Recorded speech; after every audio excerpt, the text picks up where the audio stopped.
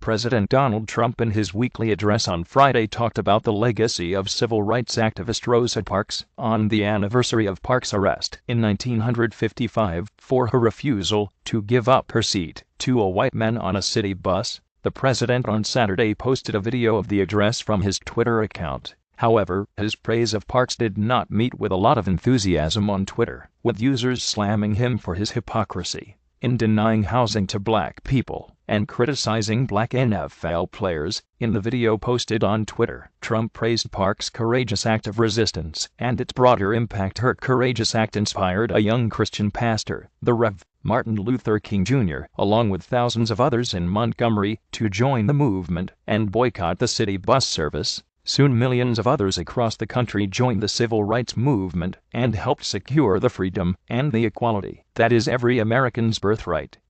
Rosa Parks' legacy continues to inspire our citizens to pursue a better tomorrow and to build a country where every American child, no matter their skin color, can live without fear, dream without limits, and take their rightful place in the great story of our nation.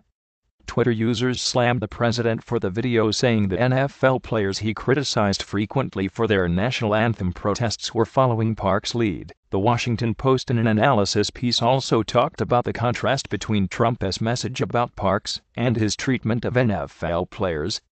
To his critics, the president's refusal to grant NFL players the recognition that he has given to Parks suggests that his actions aren't because he fails to comprehend the magnitude of their protests, but rather that he simply desires not to. The article said Trump's critics on Twitter had another bone to pick with respect to his speech. Several users brought out the history of his housing discrimination practices against minorities, specifically black people. Last month, the FBI released hundreds of pages of its notes about the 1970s investigation of alleged racial discrimination in housing units owned by Trump Management Co., run by President Trump's late father, Fred Trump. According to a report in Politico, the files included dozens of interviews they conducted with tenants, management, and employees in Trump buildings seeking indications that minority tenants were denied accommodation in housing complexes. Many of those who were interviewed said they did not see any discrimination.